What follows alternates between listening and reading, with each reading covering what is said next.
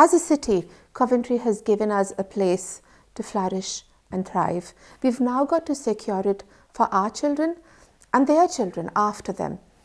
In this video, we'll continue to have those discussions, listening to stories from people who've lived here, from people who've thought about the city's future, and from people who are committed to securing the city as a diverse, multicultural and plural place for our children and the future to come.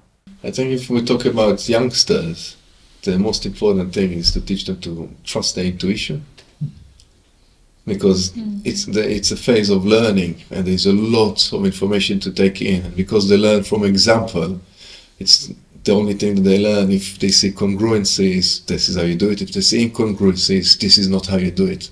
But the feelings inside, it's something that they're trained to listen to much later. If from a young age they can open up to those feelings inside, I think they will learn much quicker and they can understand this kind of subjects much easier as well. Minority faith communities have been here, 40, 50 years when you think about it? You know, since Second World War, the greater number of people from different religions, have come to Coventry and settled. It's quite an enriching experience, isn't it? It's very enriching, but it's always, a minority faith tradition is almost always going to have a stronger expression of its faith because it's a way of securing its identity. That's true. The narrow stream has more energy in it than the broad stream. I suppose it has to have, because it needs to keep alive. Exactly. And to survive, really. And I think it's also linked to culture, and it's also linked to one's upbringing and one's parents or whatever, what they've sort of taught you. For me it was slightly different. I didn't come to Coventry because I had to. I wasn't running away from war, which is usually what immigration is caused by, or work. I came to Coventry because of the synagogue. I was learning about the synagogue when I was learning at the same time about Coventry. And when you start learning about something, it doesn't necessarily going to take you to positive ways, especially in Coventry, from where it started, learning how big it was before the war and how down it went after the war and how things changed here. So I had to kind of pick up on Coventry quite quickly to understand where this project actually takes me, because I wasn't restoring the synagogue because there was a need for a Jewish community in Coventry. It was just a case of seeing something old that was still there, and in my internal feeling there was a need in the surrounding area, because when you hear locals speak about Hebrews, Judaism, Israel, they just don't know, and they want to be exposed. So I was blessed with the opportunity to have people answer those questions from first hand, to come in and see. Coventry surprised me in that way, because I have traveled before that until I ended in England, to say, but I've never seen what happened in Coventry. People work together, and usually around the world, when you meet different communities, they're all very stuck in their own ways. They're worried about their own resources. It's all about survival. So it's taking care of their own first. And suddenly in Coventry, I see communities that have resources. They look around and they say, well, we have passion to this city, and this building is in our city, so how can we help you? Rather than how things work in other ways, Coventry became a pioneer, showing other places how you can work. So I think there wasn't any better place for this building to be restored other than Coventry. I'm very happy that we did come to Coventry. We could have gone elsewhere, anywhere in the UK. But what I think is very precious about Coventry is that we do have a very vibrant tapestry of people coming together from across the world, of all faiths and creeds. And I think that's why I really liked it. And when we do have problems like the riots, for example, recently, there wasn't anything in Coventry as such, and if there was anything, as people within that community would come together and look forward to solutions as to how we could help each other. And I always remember when I was teaching, we used to have something called the Coventry Square Mile. That within a square mile of the cathedral, we have a number of places of worship, and that's to do with communities coming to that particular area. But it's also about forging links and building not just places of worship, but also where communities can come together. To your point, is that the cathedral was always at the centre of bringing different faith communities together. In the last 30, 40 years that I've been here, whenever there's been a need for different members of different faiths to come together, it was a cathedral that pulled them together. And that is something that I think is central to the cathedral. The story of the cathedral, because the story of the ruined cathedral continues to model what happens when people can't get on. I mean, that's the thing that says if you can't work out your relationships, look what happens. Beauty gets exploded and destroyed. And so there's this visual model of reminder of what happens when people can't work out their differences. But then, because the new cathedral is alongside it, it always is this kind of continuation of a story of hope. So there's honesty leading to hope. And for me, one of the things that's striking about the new cathedral is it's a Christian building, but there's actually a lot of abstract art, particularly the glass, and most of the coloured glass is non-figurative in its design, so it allows people to kind of discover meanings in different ways. The cathedral also includes the Chapel of Unity, which was an explicit recognition that the Christian church is divided and was a way of kind of focusing prayer on that.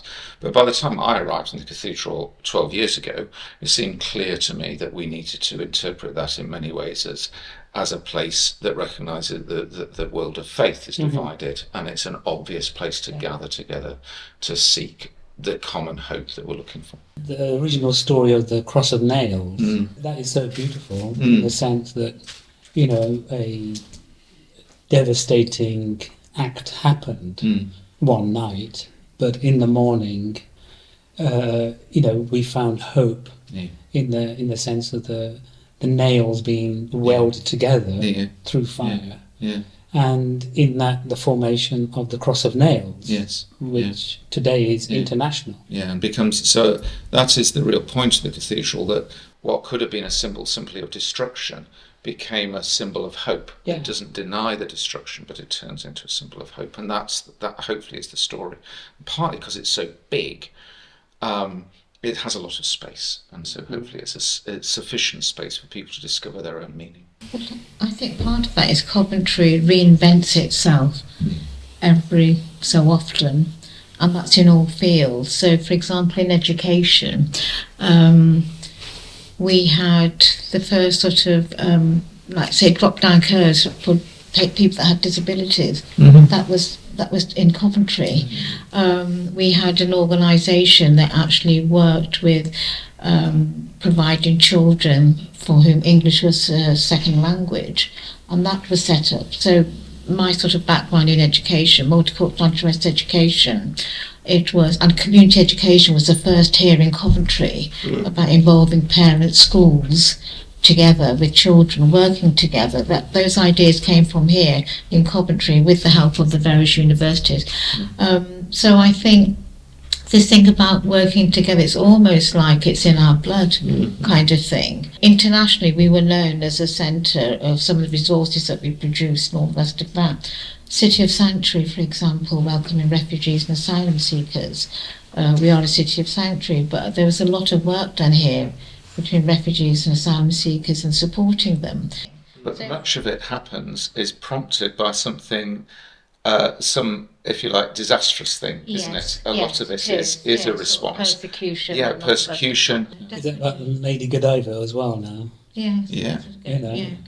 Going against attacks, but absolutely. Finding a way to. That's right.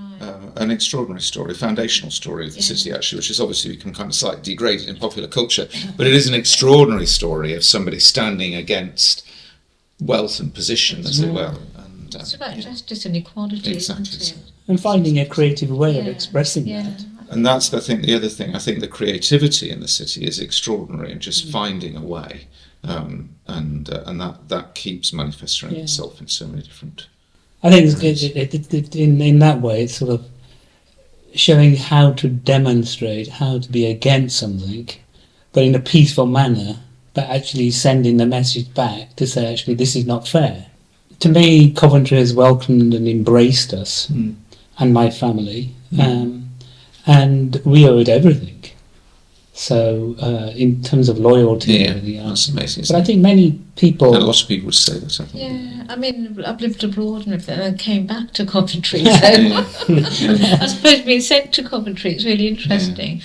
But yes, it does have that draw, and I think now that I am getting older, it's almost like I am comfortable. Okay. You know, I don't have the urge to go and live elsewhere at the moment. Who knows? I think I found, in one word, Coventry to be real. When I traveled around, it was very easy to see how people talk, in a positive way about where they live and what they do and how everything is. But I naturally, I see people kind of like to see everything in pink glasses. I found Coventry to be real. People know exactly what city they live in, how everything is working here, why they're helping each other, because if we're not going to help each other, it's not going to happen from anywhere else. And I found Coventry to be comfortable in that way. It makes you feel like home. That's a good word, it's real. Yeah, it's really good. Not pretending to be. Pretentious. I think one of the reasons why things work quite well in Coventry is because actually a lot of the different faith groups do have quite a strong identity. Because it's not about saying everybody's the same. That's not actually helpful. You don't get a rich relationship. A rich relationship is made of being aware of your differences and engaging with them. And I think for me, one of the reasons why interfaith work is so important is because faith gets so bound up with cultural identity. So somebody will say to me, almost every other week, religion is the reason for all the problems in the world. And you say, no, it's really not. True religion really is not. As it were, cultural expressions of religion can be problematic because they reinforce tribal identity. And that just takes me into thinking that true religion, as people have often said, is about finding wells rather than building fences. And so it's quite easy to move between different wells and kind of discover what other people's wells are if you're free to move. If you kind of throw up fences around yourself, then that's where the problems. Why we believe we're so different when we're actually not. It takes courage to admit that there is a difference and to step into that grey. And have some kind of doubt, maybe an expression of doubt, to say, I have more to learn, more to embrace and more to reflect on, is actually quite a decision to make, isn't it? So as we go into the future and we think about our young people, we just hope that they have a bit more potential courage to explore their own spiritual dimension as well as explore other people's from which they could learn. I think that that's a fabulous way of approaching work with younger people, because I think that faith communities can be, if they're driven by fear, they can be very wary of interfaith work because they are scared that people will lose their identity.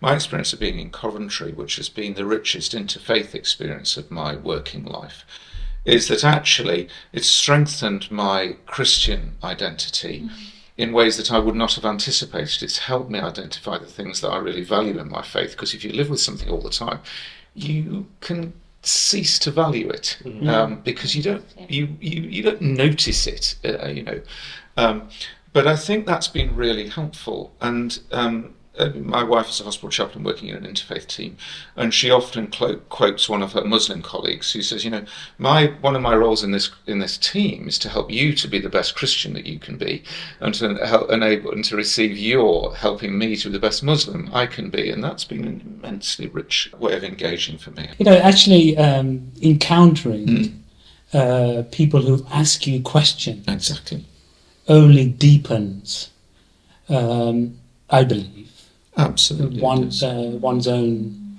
beliefs, and says, why do I do the things I do? Yeah, absolutely. Exactly. So one of the challenges is how it's lovely for us to sit here secure in our own faith tradition and enjoying having learned so much, enjoying learning from each other, but we can't simply deliver this to a new generation. Thank you for watching our films. These were put together by lots of different individuals who came together into this group of people who are committed to Coventry as a city, who've lived here, all their lives, for most of their life, or who arrived here, at different junctures. I arrived here in 2006, so almost 18 years, and Coventry has become my adopted home. In 2020, we were the city of culture. The city was raft with all sorts of events and art and installations and whatnot. But one event that stood out for me was, it was part of Interfaith programming, and all the places of worship opened themselves to people, irrespective of whether they belonged to that particular faith or not. I remember driving past some of these places of worship, feeling that I understood my place in the city, and feeling also that the city was willing to accept me on my own terms as a brown, hijabbed, youngish maybe, or not that young, Muslim woman. And that is invaluable, that sentiment. And that sentiment, I know, is reflected by all the people whom you've listened to in the video. And it is my hope that by listening to these people, you can form a sense of your place in Coventry, your belongingness in Coventry, your home in this city. But thank you very much for coming on this journey with us, with people who came to Coventry in the 50s and the 60s, people who then settled in Coventry and made it their home, the city that became Coventry. And as we journey into the future and continue to build the city of our dreams and of our lives. Thank you very much.